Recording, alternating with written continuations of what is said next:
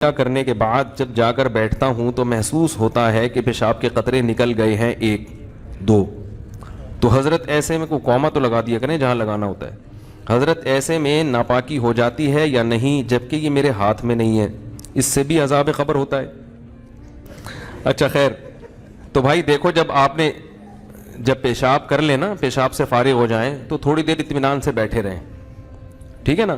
جب اطمینان ہو جائے کہ اب مزید خطرہ نکلنا بند ہو گیا تو پانی ڈالیں اور پتلی گلی سے نکل لیں۔ دوبارہ اسٹڈی کرنے کی، مطالعہ کرنے کی چندہ ضرورت نہیں ہے، بالکل نہیں۔ وہم ہو، شک ہو، اس سے وضو نہیں ٹوٹے گا، بلکہ شک دور کرنے کا جو سنت طریقہ ہے وہ یہ کہ اپنے ازار پہ تھوڑا سا پانی کی چھینٹیں مار لیں، شلوار پہ، تاکہ اگر تراوٹ نظر آئے، شیطان وسوسے میں ڈالے کہ یہ تو گیلا گیلا، تو آپ خود بولو بھائی یہ تو میں نے خود ترک کیا ہے، تو یہ وسوسہ دور کرنے کا اچھا طریقہ ہے۔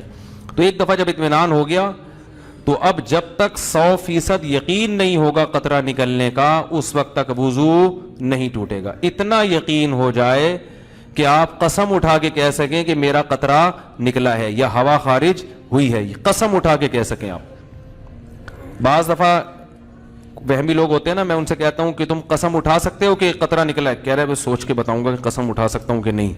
اس پہ بھی کنفیوز ہوتا ہے کہ قسم اٹھا سکتا ہوں کہ نہیں، تو میں نے کہا یہ اس کی علامت ہے کہ نہیں اٹھا سکتے، کیونکہ اتنا یقین ہوتا تو فوراً قسم اٹھاتے۔ دیکھو ابھی سورج نکلا ہوا ہے، فوراً قسم اٹھا کے ہم کہہ سکتے ہیں اللہ کی قسم سورج نکلا ہوا ہے، اس میں کنفیوز نہیں ہوتا انسان۔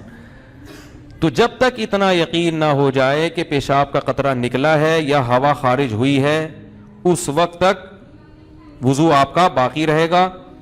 لیکن وہمیوں کو بات سمجھ میں نہیں آتی، یہ پھر بھی کنفیوزڈ ہی رہیں گے یہ۔ تو اللہ اس کے رسول نے جب ایک بات بتا دی ہے تو بھائی اس پہ یقین کر لو، بس چپکے سے نماز پڑھو۔ پھر شیطان کہنا کہ ہو سکتا ہے نکلا ہو، تو بولو نکلا ہوگا تو بھی اللہ قبول کر رہا ہے، ہم نے اللہ سے قبولوانی ہے۔ جب اللہ قبول کر رہا ہے تو ہمیں یہ سوچنے کی کیا ضرورت ہے کہ نکلا ہے کہ نہیں نکلا، جب اللہ ایسے ہی قبول کر رہا ہے۔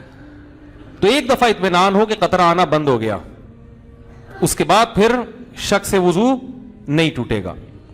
ہاں بعض یہ جو نوجوان لڑکے ہیں یا کم عمر لڑکے ہیں، یہ پیشاب کرتے ہی اٹھ کے بھاگ جاتے ہیں، تو پیشاب کرنے کے کچھ وقت تک تو بہرحال تری نکلتی ہے، تو ایک دم سے بھاگ گئے تو اس سے شلوار بھی ناپاک ہوگی، وہ جگہ بھی ناپاک ہو جائے گی۔ تو اگر شلوار اتنی ناپاک ہو گئی ہے کہ جو 5 روپے کا سکہ، اس کی کیا دلیل ہے؟ لوگ اس پہ بھی اعتراض کرتے ہیں، قرآن حدیث میں کہاں لکھے کہ 5 روپے کے سکے کے برابر اگر ناپاک ہو گئی تو وہ ناپاک ہے، اس سے کم پاک ہے۔